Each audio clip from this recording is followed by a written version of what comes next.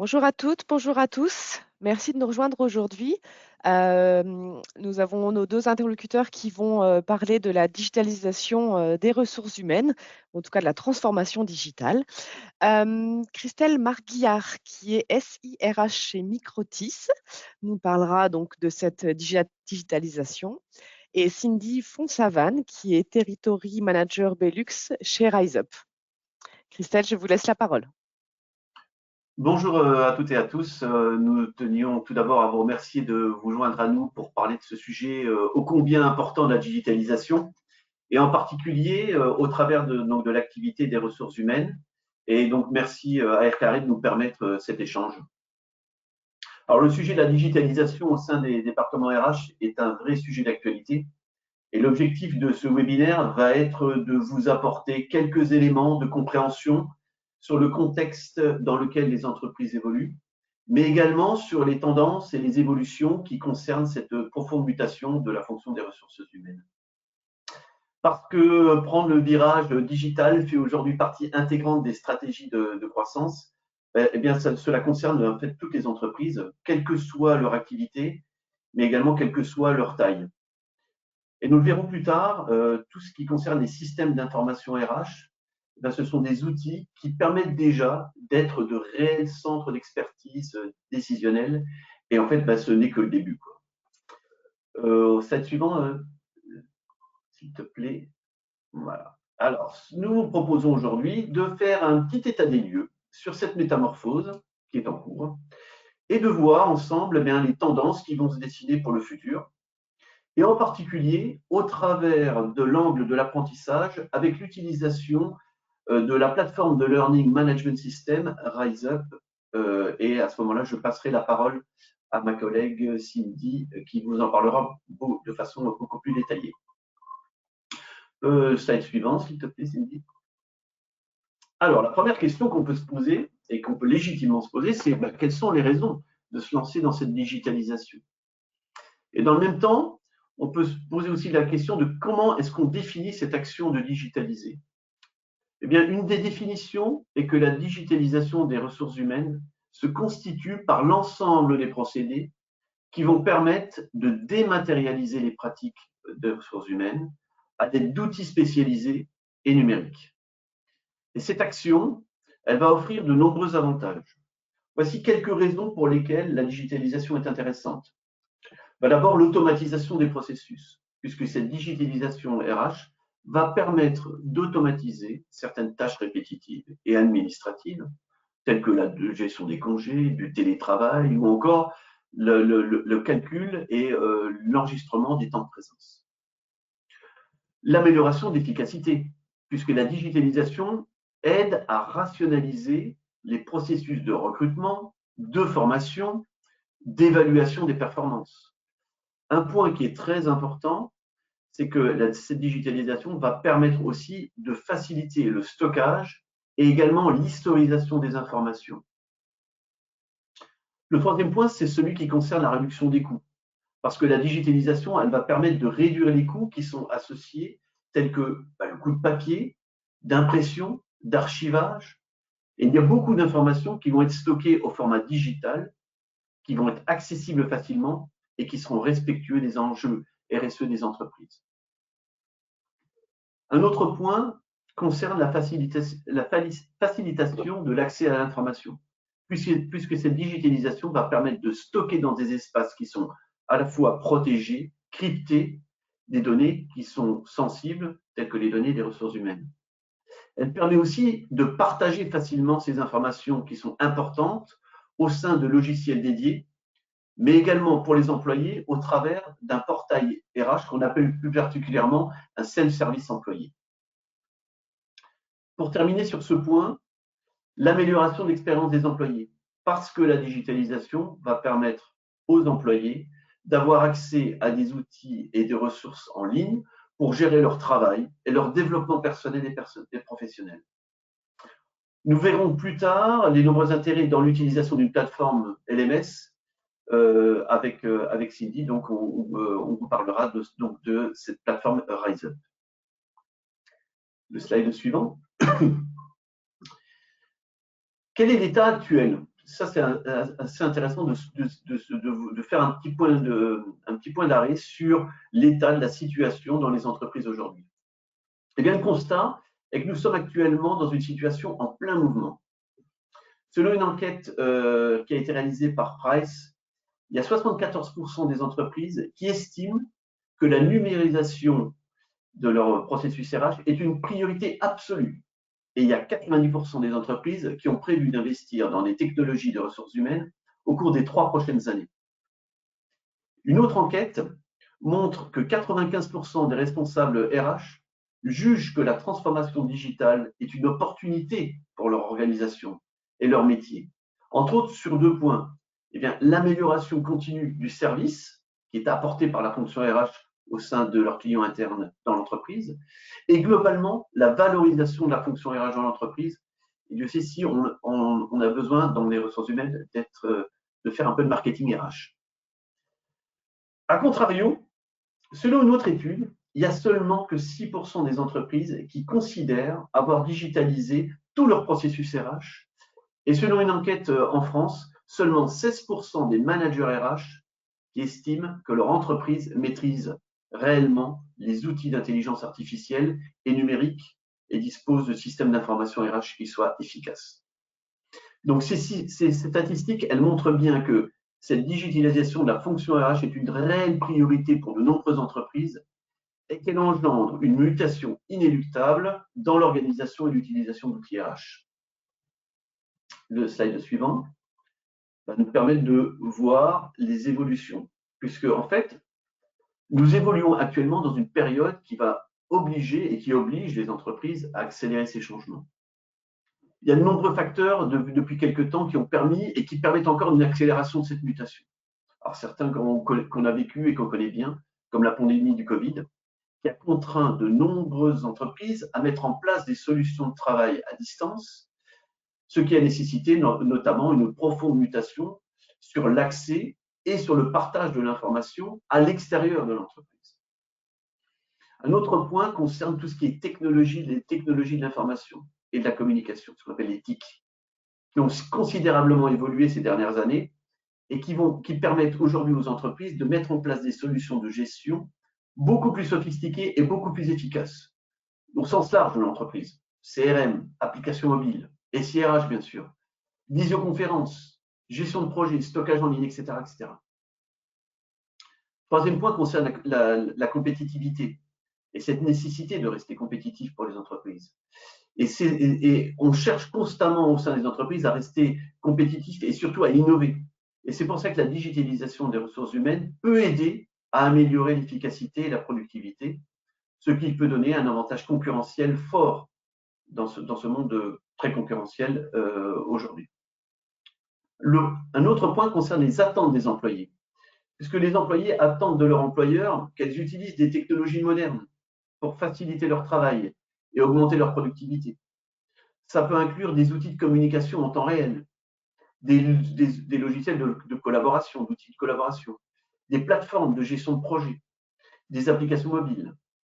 Les employés attendent de plus en plus d'avoir accès à des technologies plus avancées, telles que l'intelligence artificielle et l'automatisation de processus. Et un des facteurs qui également est lié à ces attentes des employés, c'est cette génération Z, qu'on appelle plus particulièrement la digital native, qui a en particulier des besoins spécifiques en matière de ressources humaines en raison de la familiarité et de leur dépendance par rapport aux technologies numériques. Ça peut être de la communication mobile, donc communiquer via des applications et de messagerie instantanée ou des réseaux sociaux que plutôt par des emails ou téléphone. Ça peut être aussi sur la flexibilité du travail, avec une préférence à travailler à distance ou dans des espaces de travail partagés, plutôt que dans des bureaux traditionnels. Ça peut être aussi l'apprentissage en ligne, avec des solutions d'apprentissage qui doivent leur permettre une formation continue et permettre aux employés de développer leurs compétences. Sur le slide suivant, on va parler un petit peu de SIRH. Qu'est-ce qu'un SIRH et comment ça fonctionne? La digitalisation, elle passe forcément par l'utilisation de ce type d'outils qui sont dédiés et qui sont adaptés pour cette mutation. Un système d'information en ressources humaines, ce qu'on appelle donc un SIRH, est un système qui va intégrer plusieurs logiciels. Et chaque logiciel va permettre de gérer un certain nombre de fonctions des ressources humaines. Un SIRH, il est donc composé de briques logicielles ou de modules, ce qu'on appelle des modules, qui assurent chacun une fonction propre. Chaque entreprise peut donc composer sa propre solution RH à la carte en fonction de ses besoins. Alors, on peut classer les missions réalisées par un SIRH en 5 principales catégories que vous avez sous les yeux ici sur ce slide. La première, elle concerne toute la partie administration pour piloter le quotidien RH de l'entreprise. La gestion du personnel, l'établissement de contrats, la gestion des absences, des congés parentaux, le on ou le off-boarding, etc., etc. Le deuxième point concerne la gestion de l'organisation, qui permet de modéliser la structure hiérarchique de l'entreprise, qui va permettre notamment d'optimiser le suivi des effectifs, des mobilités internes ou encore d'organiser les plannings ou de présence ou d'absence. Un troisième point va concerner tout le suivi du temps, du suivi des temps et des activités. Ça va reposer sur le temps de travail effectif de la gestion et la gestion des absences, mais aussi sur tout ce qui peut concerner, suivant les activités des entreprises, la planification du temps de travail et le suivi des activités. Ces activités, elles peuvent être productives, comme par exemple la formation ou le télétravail. Mais elles peuvent être aussi non productives, comme le congé, la maladie, les absences en règle générale, ou les congés extraordinaires. Un autre point concerne le recrutement des meilleurs talents, puisque le SIRH, lui, va intégrer le plus souvent, par exemple, un lien vers votre site internet, site carrière de l'entreprise, va permettre à des candidats de postuler en ligne. Il va aussi permettre un suivi de différentes étapes de recrutement. Il va permettre aussi d'automatiser certaines choses, comme des envois d'emails paramétrables aux candidats et faire le lien vers des logiciels de gestion du personnel. Le stade ultime d'un recrutement étant l'embauche d'une personne avec le transfert des données de façon automatisée et des documents vers le logiciel de gestion du personnel. Pardon. Et puis finalement, le dernier point, c'est le développement des talents. Pour accompagner chaque collaborateur dans le trajet le suivi de sa carrière, de son entrée à sa sortie. Que ce soit au travers d'ailleurs des entretiens d'évaluation de performance, des objectifs qui sont fixés et du suivi des formations réglementaires ou non, tout en améliorant les compétences. Et bien, ce SIRH est un allié de poids dans la gestion humaine de l'entreprise. Dans le slide suivant, on va voir un petit peu quelles sont les grandes tendances, puisque ces SIRH, ils évoluent rapidement, en s'adaptant notamment à toutes les modifications à la fois de réglementation du pays, mais également tous les changements tous les changements qui s'opèrent par rapport aux éléments que l'on a vus précédemment. Les tendances actuelles en matière d'outils RH sont principalement axées dans la numérisation, l'automatisation et l'amélioration de l'expérience utilisateur. Alors voilà quelques points de grandes tendances pour les actuels et puis pour les années qui vont venir. La première, elle concerne tout ce qui est analyse de données, parce que les entreprises utilisent de plus en plus ces données et ressources humaines comme des outils d'aide à la décision. Il existe de nombreux KPIs RH qui vont permettre de faire un suivi des évolutions, de mettre en évidence des dysfonctionnements. Et le but étant d'optimiser les processus, d'améliorer la performance des employés et de réduire le turnover dans l'entreprise. Les chatbots et en général tout ce qui est intelligence artificielle, qui sont de plus en plus utilisés dans les processus RH. Bien, notamment pour répondre aux questions des employés lorsque quelqu'un rentre dans l'entreprise ou des candidats, d'automatiser les tâches administratives, de faciliter les prises de décision. Un autre point concerne les plateformes de collaboration, ce qu'on appelle les self-service employés dont on a déjà parlé précédemment, et qui permettent de faciliter la communication et la collaboration entre les employés et les équipes RH. Ces plateformes, elles vont permettre de partager les informations, elles vont permettre de collaborer sur des projets et de favoriser l'innovation et puis également de favoriser toute la partie de la créativité dans l'entreprise.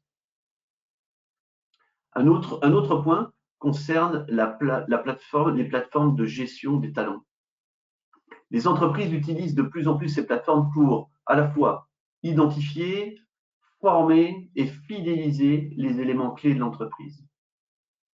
L'évaluation des performances et la gestion des compétences sont deux éléments clés dans le management des talents.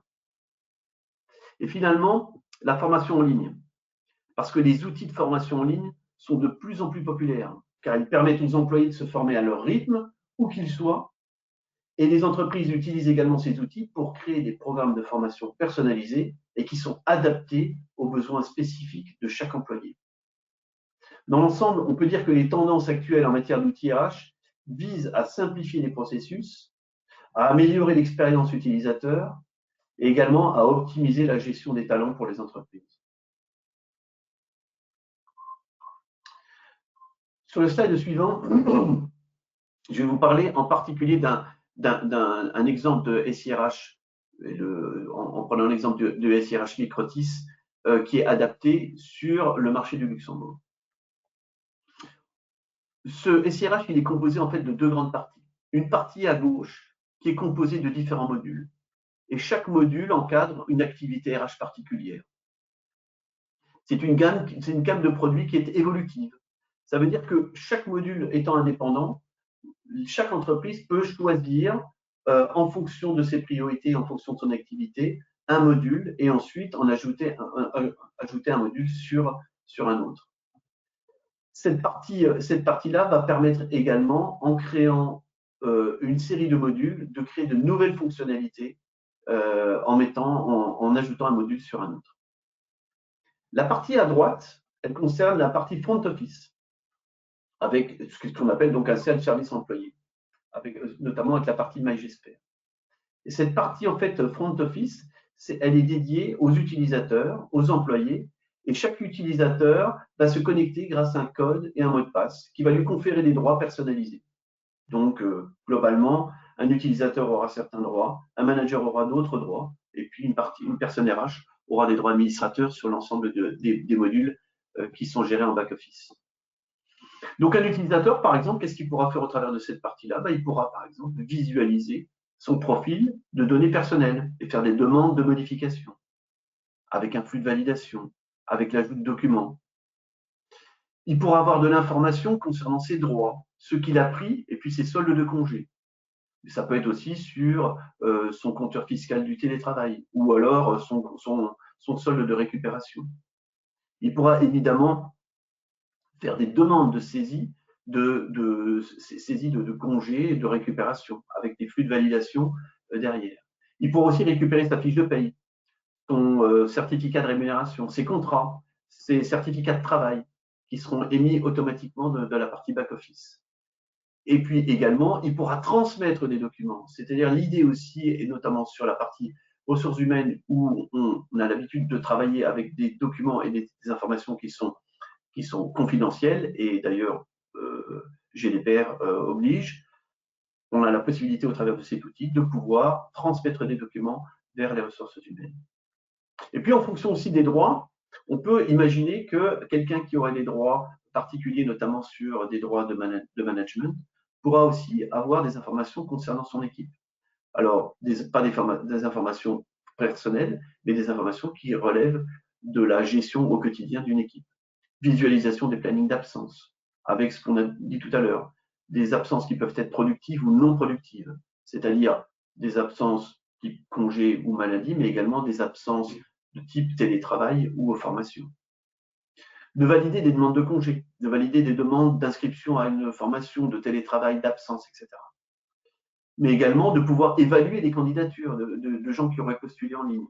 Et bien d'autres fonctionnalités qui sont permises. Si on zoome sur la formation, vous voyez qu'en fait, ici, cette formation, au Luxembourg en particulier, ça rime très souvent avec le cofinancement de l'État. Et en particulier avec la difficulté de sortir de la demande de cofinancement qui est destinée à l'INFPC. Certains doivent connaître ça par cœur. Depuis plus de 20 ans, Microtis commercialise Jesper Formation, qui inclut l'édition automatique de ce dossier de cofinancement de l'État. Ce cofinancement de l'État, il implique certaines contraintes d'organisation de projets de formation. Par exemple, de classer les formations suivant cette catégorie légale, d'assigner un salarié un statut, de gérer les salariés, ce qu'on appelle les salariés plus, les plus de 45 ans, les gens non qualifiés, de respecter certaines règles d'éligibilité par type de formation, par typologie de salariés, et bien d'autres aspects qui sont liés à des coûts utilisés, des adaptations de postes de travail, etc. Donc il y a différentes choses qui sont vraiment liées à cette demande de cofinancement de l'INFPC. Et dans J'espère Formation, eh bien, le logiciel inclut toutes ces données pour pouvoir automatiser totalement cette demande de cofinancement. Et en plus de ça, donc, Microtis est associé à la plateforme de Learning Management System qui s'appelle RiseUp. Et l'intégration de RiseUp à J'espère Formation va permettre alors de garder tous les avantages de cette partie administrative et notamment celui qui est lié à la demande de cofinancement, mais qui va permettre également d'ouvrir à de nombreuses nouvelles fonctionnalités qui sont liées à l'apprentissage. Et donc, Cindy Fonsarène de RiseUp, qui est ma collègue, va maintenant prendre le relais pour vous expliquer comment cette plateforme RiseUp peut être un élément clé dans la digitalisation des programmes de formation. Je passe la parole à Cindy. Merci beaucoup Christelle et bonjour à tous. Alors en effet, comme l'a très bien expliqué Christelle sur cette partie-là, RiseUp va pouvoir, grâce au connecteur, vous accompagner sur toute la partie légale également, mais on va pouvoir également ouvrir une nouvelle porte sur la digitalisation de la formation. Donc mon objectif aujourd'hui, c'est de vous expliquer pourquoi digitaliser son programme de formation, la partie formation. Tout d'abord, pour répondre à des enjeux, aux enjeux qui sont liés aux ressources humaines. Et on va en retrouver plusieurs que vous connaissez très bien. On va parler de preboarding, d'onboarding, la formation réglementaire, les formations métiers, les formations transverses, les montées en compétences, donc le reskilling, l'upskilling, etc. Tous ces éléments, ces enjeux que je viens de vous citer, peuvent être digitalisés et selon nous, doivent être digitalisés, cela pour 5 raisons qu'on va évoquer aujourd'hui. D'une part, pour le coût, deuxièmement, pour la traçabilité, l'accessibilité, la personnalisation, et on va aller encore plus loin avec l'ancrage mémoriel. Donc les 2 premiers points, vous les connaissez sûrement et on y répond aussi de par notre solution, Learning Management System. Mais l'accessibilité, personnalisation, ancrage mémoriel, on va aller encore plus loin et c'est là qu'on va parler de Learning Experience Platform. Pour commencer avec la partie coût, pourquoi digitaliser la formation? Bien évidemment, pour rationaliser ses coûts. Donc, on va retrouver une partie de la formation qui va pouvoir être standardisée et digitalisée. Par exemple, les cours d'onboarding, où ce sont les mêmes présentations d'entreprise ou de département qu'on va faire à répétition tous les mois ou toutes les semaines, selon les promotions qui arrivent, sont des parties qui peuvent être digitalisées. Bien évidemment, le digital ou le e-learning ne va pas remplacer l'humain et ce n'est pas l'objectif. L'objectif, c'est de pouvoir trouver le bon mixte des modalités d'apprentissage, donc mixer la partie présentielle, distancielle, digitale, faire du blended learning, laisser les apprenants trouver également la meilleure modalité qui leur est adaptée pour pouvoir livrer la formation à un coût qui soit mieux rationalisé. On va gagner en coût grâce à la location de salle qui va être libérée, les frais de déplacement, le coût de la licence d'un utilisateur sur une plateforme est bien sûr moins coûteuse aussi que d'envoyer des personnes en session de formation. Donc, en plus de ces coûts qui vont être vus à la baisse, on va également gagner en engagement collaborateur vis-à-vis de la formation. Si on regarde les statistiques qu'on va retrouver sur les études de Gartner, par exemple, ou de Josh Bersin, on voit qu'en moyenne, les employés souhaitent ou non que 24 minutes pour se former formellement à la formation par semaine. Et plus de la moitié d'entre eux, 58%, préfèrent se former à leur rythme et de préférence sur leurs outils de travail du quotidien. Donc, ce qui va être intéressant, c'est qu'on va pouvoir former à moindre coût et mieux engager ses collaborateurs à la formation parce qu'ils vont pouvoir trouver du contenu à leur rythme et chercher de la formation qui soit réutilisable à volonté également. On va également parler de traçabilité. La formation digitalisée, elle est importante parce qu'elle va me permettre de suivre l'ensemble de mes statistiques, des progressions, des scores en temps réel. À tout moment, que je sois RH, même manager, etc., responsable de la formation, je vais pouvoir suivre l'ensemble de ces statistiques en temps réel, qu'elles soient réglementaires ou que ce soit pour son rapport INFPC, par exemple. Comme l'expliquait très bien Christelle tout à l'heure, en un clic, je retrouve l'ensemble de ce rapport. Cette digitalisation, en plus de me permettre de suivre en temps réel ces statistiques, me permet également de digitaliser une grande partie de mes documents légaux. On connaît bien ces feuilles de présence qui traînent et qu'on va devoir classer ou scanner et mettre dans un placard au travers d'un dispositif qui est digitalisé, attestation de présence, feuille de présence, démargement, certificat, etc. Je vais avoir tous ces éléments-là qui sont dans mon LMS, que ce soit pour l'apprenant, pour qu'il retrouve ces éléments, mais également pour vous, pour pouvoir ressortir ces éléments en cas d'audit ou à un moment donné pour rendre les données auprès de l'apprenant.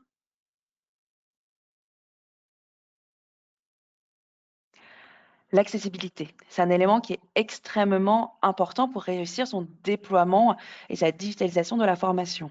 Et on va répondre ici à 2 enjeux principaux, de réactivité, mais également d'agilité. En tant qu'entreprise, RH, même direction, les ressources humaines, ces employés sont très importants.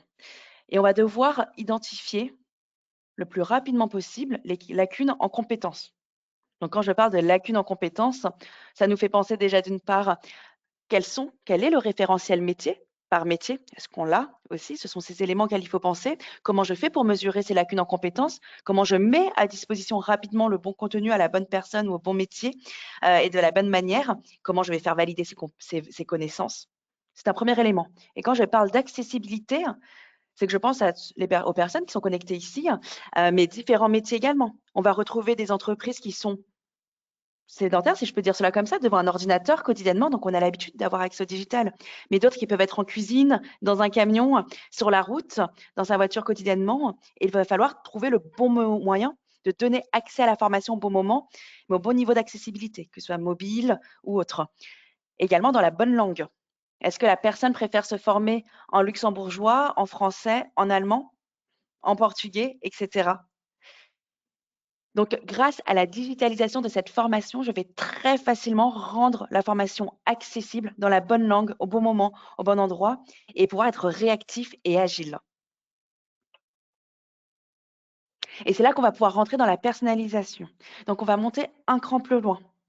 En plus de donner le bon contenu à la bonne personne, c'est-à-dire la formation réglementaire obligatoire pour tel type de population, je vais également pouvoir me projeter et automatiser cette personnalisation.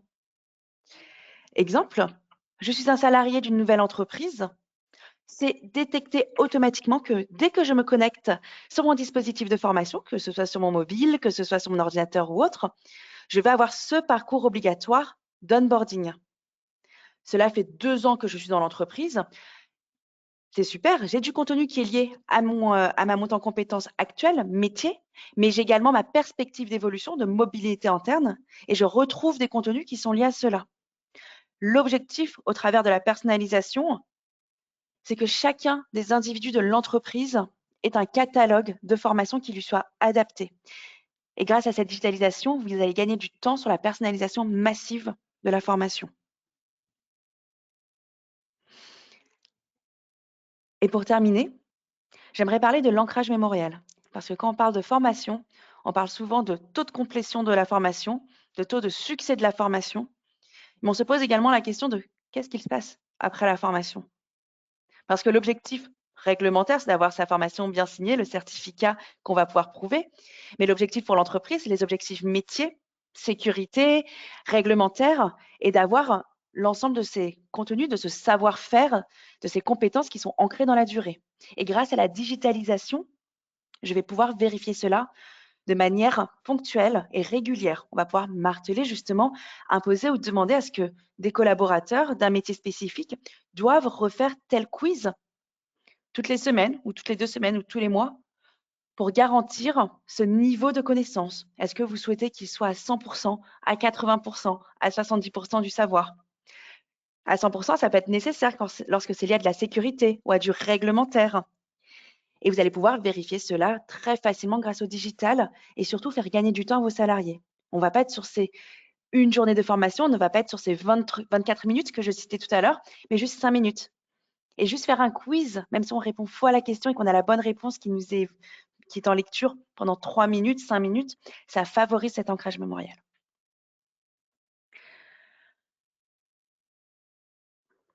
Donc pour conclure, la digitalisation du parcours de formation, du trajet de formation, de l'expérience de formation va me permettre d'ancrer cette formation dans le quotidien de l'apprenant. On va aller un cran plus loin et oublier que la formation, c'est juste se connecter sur son LMS ou son académie digitale, mais c'est d'avoir la formation qui vient à soi. Si dans mon entreprise, j'ai l'habitude d'utiliser Microsoft Teams, c'est la formation qui va aller sur Microsoft Teams sans que je n'ai à aller la chercher et le bon contenu au bon moment ou sur mon mobile ou bien sur Salesforce si c'est mon outil en tant que commercial, etc. Donc, RiseUp a développé cette nouvelle approche de l'apprentissage qui va embarquer l'ensemble des équipes dans les outils du quotidien de manière fluide et intégrée. Je vous remercie pour votre attention sur notre présentation avec Christelle. Et je vais laisser la place aux questions. Merci Christelle, merci Cindy. On a eu quelques questions. J'invite tout le monde, hein, s'ils ont encore des questions à faire venir, on va les parcourir ensemble. Il y a un petit espace à droite où vous pouvez taper vos questions. Alors, j'ai une question qui est arrivée assez rapidement dans le webinaire ici, c'est quelle est la différence entre Jesper Formation et RiseUp? Peut-être Christelle ou Cindy, je ne sais pas qui peut répondre à cette question. Alors, Alors, quelle est la différence entre Jesper Formation et RiseUp? Oui. Oui, il y a une belle différence tout de même. Enfin, je vais plutôt parler pour RiseUp pour commencer. RiseUp, on a un dispositif LMS, Learning Management System, LXP, Learning Experience Platform. Ça va être la plateforme sur laquelle vous allez pouvoir créer votre contenu de formation. Vous allez également pouvoir le diffuser. Donc, en fait, ça va être l'interface pour vos apprenants. Que ce soit sur le web, que ce soit sur Microsoft Teams, que ce soit sur l'application mobile, que ce soit sur Salesforce, etc. Ça va être l'interface directe qu'ils vont avoir. Et vous allez également pouvoir créer ce contenu-là, pouvoir aller le gérer, suivre vos statistiques également sur RiseUp. Sur la partie de Jesper Formation, ça va être votre outil analytique. Je de reprendre Cindy si tu veux sur la partie formation. J'espère formation dans ce cas-là, lorsqu'on connecte les deux systèmes, devient un outil administratif de la gestion de la formation sur lequel, en l'occurrence, on va, comme on en a parlé un petit peu tout à l'heure, on va gérer notamment la demande de cofinancement et tout ce qui concerne le cofinancement. Tous les composants qui sont requis par l'INFPC dans la demande de cofinancement dont on a parlé un petit peu tout à l'heure, c'est-à-dire le statut légal, les catégories légales, le type de coût, le type de formateur, etc., sont intégrés dans le système de façon native pour permettre justement une utilisation beaucoup plus simple ensuite de la gestion de la formation. C'est-à-dire que, de façon très concrète, un moment, quand une personne arrive dans l'entreprise, on la catégorise. Elle est catégorisée quelque part, elle est enregistrée quelque part, et ensuite, on ne fait plus attention à savoir si autour de la table, il y a un dirigeant d'entreprise, une personne non qualifiée, si la formation, elle est reliée à la catégorie légale qui s'appelle technique métier ou IT bureautique. En fait, c'est le système qui va le gérer. Ça, c'est la première chose. Seconde chose, c'est que le système va gérer également toute la partie de la gestion des coûts associés. Que ce soit d'ailleurs des coûts qui sont budgétés, puisque le système va permettre de créer un plan de formation, va également permettre de faire un suivi du budget par rapport au réalisé, mais également de faire les calculs qui sont imposés par la demande de cofinancement avec des calculs très spéciaux sur, par exemple, un formateur interne par rapport à un formateur externe, etc., etc. Donc le système va faire ça. Et c'est ce qui va permettre d'ailleurs, in fine, dans un type de reporting, de cliquer sur un bouton pour sortir cette demande de cofinancement complètement faite. Pour ceux qui connaissent, c'est un Excel avec une vingtaine d'onglets qui doivent être faits normalement à la main et qui se remplit de façon automatisée par le logiciel. Donc, pour résumer, dans le cas d'un connecteur, d'une connexion entre les deux systèmes, on ramène une solution complète dans laquelle il y a toute la partie administrative qui inclut le légal luxembourgeois, mais et également tous les avantages du LXP ou du LMS rapporté par Ryzen. Merci Christelle, merci Cindy. Autre question pour vous, Christelle, combien de temps et quelles sont les étapes pour implémenter un SIRH? Voilà, en règle générale, évidemment, ça dépend de beaucoup de choses, mais on arrive à modéliser, on sait à peu près comment ça va fonctionner. Ça va dépendre effectivement déjà du module, mais on va prendre quelques exemples et on va prendre cet exemple du module de la gestion du personnel, qui est celui qui est, on va dire, peut-être la colonne vertébrale du système, qui est le plus large en termes de fonctionnalité à l'intérieur. À l'intérieur d'un système comme celui-là, on va avoir des données, on va avoir la gestion des données personnelles, on va avoir la gestion des contrats, on va avoir la gestion des documents. Donc, c'est toutes des fonctionnalités verticales. Et comment ça va se passer? Ben, c'est un projet qu'on va d'abord phaser. Donc, ça veut dire que chez Microtis, on a développé derrière une méthode de gestion avec un outil de suivi des étapes. Et j'allais dire, on va démarrer par le commencement, ce qui est très important. En termes de besoins, eh ben, en termes de besoins de besoins initiaux, on va d'abord commencer par faire une analyse de ces besoins. Quels sont vos besoins en termes de data, de flux, quels sont les workflows, quelles sont les informations que vous souhaitez mettre dans le système? Est-ce qu'elles sont nécessaires? Est-ce qu'elles sont suffisantes en termes de qualité, etc. Et ensuite, on va le phaser. On va phaser toute cette partie-là et la première phase va être la récupération des données existantes. Ça va être du cleaning, ça va être de l'injection dans le nouveau système. Il va y avoir beaucoup de quality check. Et dans l'organisation, voilà ce qu'on a l'habitude de faire. On fait, en règle générale, on assiste nos clients à mettre en place les systèmes. On les assiste à raison de, grosso modo, 3 heures par semaine. Voilà, c'est quelque chose qu'on a modélisé pour ne pas mobiliser les personnes plus que nécessaire par rapport à ce projet-là. Donc 3 heures par semaine, ça veut dire qu'on est assis à côté des personnes et on guide les personnes des ressources humaines dans l'analyse, les questions les questions sur l'organisation et l'aide également à mettre en place les informations.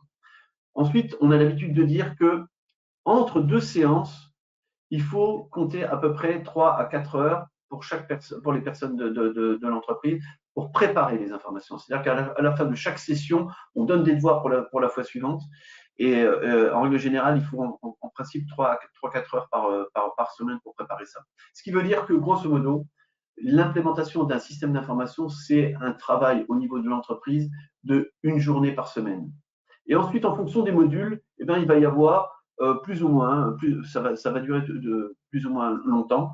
Pour vous donner un ordre d'idée, sur un logiciel comme J'espère personnel, on compte aux alentours de 10 semaines pour implémenter, avec 5 semaines à l'intérieur de ça, 5 semaines pour mettre en place le moteur du système, c'est-à-dire signalétique des personnes, les absences, etc., pour faire tourner le système, et 5 semaines qu'on va dédier plus à des couches additionnelles comme la gestion des documents, la gestion des événements, la gestion des ressources, etc. Pour un portail RH, donc un self-service, on compte à peu près 4 semaines pour mettre en place cette partie-là. Pour le recrutement, eh ben c'est à peu près 4 semaines également, entre 3 et 4 semaines. Et après, évidemment, ça va dépendre. Ce qu'on donne là, c'est en règle générale un maximum, parce que après, ça va dépendre de l'accessibilité des données, si vous avez des données qui sont facilement accessibles, et puis également du nombre quand même d'employés et du nombre de données à traiter. Voilà. Ok, donc ça peut être court, mais ça peut prendre un petit peu de temps. À peu près 3 mois, quoi, pour la plus grosse C'est-à-dire que partie. pour un module, on peut dire que c'est entre un mois et entre 1 mois et 3 mois. Voilà, suivant le module. Ok. Merci beaucoup, Christelle. Question au niveau des formations. Donc, je pense Cindy peut-être. Quel type de formation on peut retrouver dans la plateforme RiseUp? Alors, vous allez retrouver tout type de formation au final. RiseUp, déjà pour commencer, RiseUp, c'est une plateforme qui vous permet d'héberger vos formations existantes, de créer vos formations, de remodeler vos formations ou de créer de zéro. Donc, on a un outil auteur. Donc, déjà, on va déjà prendre cette partie-là, entre guillemets, coquille vide, où vous allez pouvoir créer et héberger. Deuxièmement, RiseUp, c'est une marketplace sur laquelle on va retrouver plus de 1000 contenus de formation. Donc, à ce niveau-là, ça va être sur des thématiques. Et là, c'est nos clients qui vont choisir les thématiques qui les intéressent. Également, le niveau d'accessibilité des thématiques, c'est-à-dire les langues ou est-ce que c'est plutôt pour le mobile, etc. Ça va être des thématiques liées au management, aux compétences transverses, par exemple. Quand je parle de compétences transverses, je parle par exemple sur la gestion, ça peut être la gestion du stress, ça peut être la communication orale, communication écrite. On va retrouver donner du feedback, etc. On va retrouver également des contenus sur étagère qui sont réglementaires. Donc, tous ces contenus, bien évidemment, ne sont pas créés par RiseUp. On a des partenaires qui sont experts, dont c'est le métier. Ils sont très connus. Ce sont des prestataires connus sur le marché qui sont préintégrés sur RiseUp. Donc, en contenu réglementaire, je vais retrouver par exemple des contenus qui peuvent être liés à EDD, donc à l'assurance, mais ça peut être lié au bancaire également. Ça peut être lié au LCBFT, au blanchiment d'argent, etc. Donc, on va retrouver vraiment tout type et typologie de contenu sur la plateforme. Merci. Donc, en fait, les clients peuvent soit eux-mêmes faire les formations, soit acheter des formations via vos partenaires. Exactement. C'est en général un mixte. Parfait. Une autre question pour vous, Cindy. Est-ce que RiseUp intègre les éléments présentiels dans la solution de learning? Absolument. Et ça a vraiment été le point de départ lorsque RiseUp a été développé. L'objectif n'est vraiment pas de supprimer la partie humaine. C'est de faciliter justement et de digitaliser cette formation. Donc, vous allez pouvoir enregistrer sur RiseUp vos sessions en présentiel et y mettre les lieux, les dates, etc. pour aller même encore plus loin, la partie signature des feuilles de présence et digitalisée sur RiseUp. Donc, vos participants vont pouvoir retrouver leurs invitations qui sont automatiquement envoyées dans leur calendrier Outlook, par exemple. Ils vont avoir une convocation pour aller sur ce lieu de formation qui est en présentiel et ils vont pouvoir aller signer leur présence. Donc, le formateur pourra activer la signature, signer cette présence digitalement, que ce soit sur leur mobile, sur l'ordinateur de leur formateur, à la souris, etc. Donc, la réponse est oui. Parfait. Et justement, en parlant de digitalisation et de numérisation, Christelle, vous pouvez peut-être nous dire un peu la différence entre ces deux points? Oui, effectivement, il y a une différence entre les deux, même si on a vraiment tendance à interchanger en fait les deux termes. Mais effectivement, il y a une différence, il y a une différence notable entre les deux systèmes. Numériser et digitaliser sont un petit peu différents. La numérisation, si on veut la définir, en fait, ça fait référence à la conversion de données analogiques en données numériques. Je vais prendre l'exemple, c'est simplement l'ossérisation, lorsque vous passez un document au scanner. Vous scannez un document, eh ben, c'est le passage d'une donnée analogique en une donnée numérique. Ça peut d'ailleurs, on peut trouver d'autres exemples dans d'autres peut-être ailleurs. Hein. Le fait par exemple, de passer de la photographie comme on avait avant le numérique à maintenant, ben, c'est de la numérisation. Ou le fait de prendre une photographie et puis de la passer au scanner, ben, c'est numériser une donnée. La digitalisation, en tant que telle, c'est plutôt lié au processus. C'est vraiment le processus de transformation d'une activité. On on passe d'une activité manuelle, par exemple, à une activité qui est en format numérique.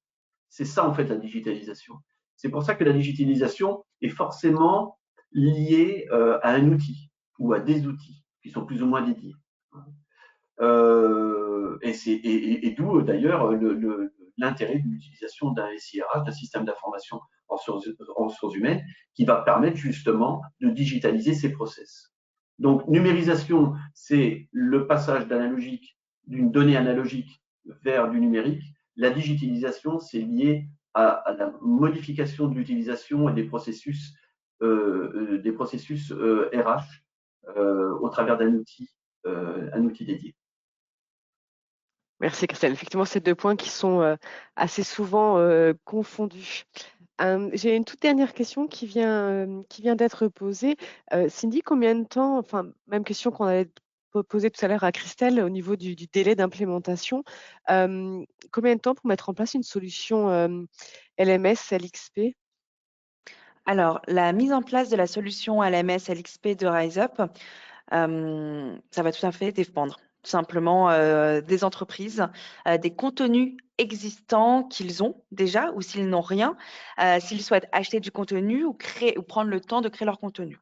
Mais pour donner une réponse chiffrée assez concrète, la durée de formation pour apprendre à utiliser RiseUp, comme ils le font chez Microtis, on va passer une journée, voire 2 journées, selon les besoins, selon les équipes, selon les tailles des équipes, pour former nos clients.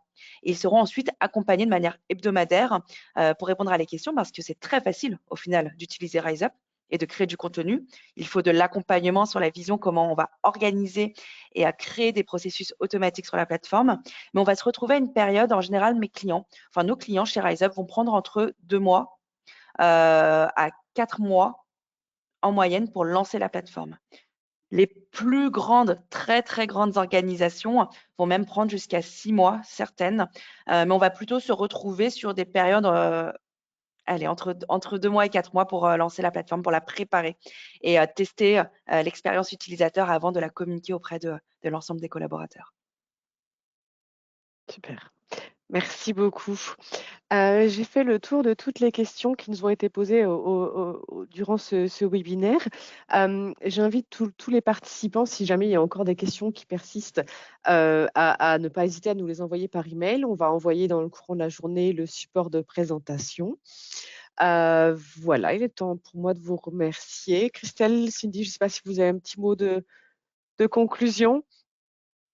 Non, rien de particulier. N'hésitez pas à revenir vers nous, que ce soit vers RiseUp avec Cindy ou vers nous si vous avez quoi que ce soit comme demande et on se fera un plaisir de vous répondre et éventuellement de vous faire même une démo si vous avez besoin de voir un petit peu plus en détail nos logiciels. Super. Merci beaucoup. Merci à tous. Merci, Je vous souhaite donc une belle journée, une belle après-midi et à très bientôt pour un prochain webinaire. Bonne journée. Au revoir. Au revoir.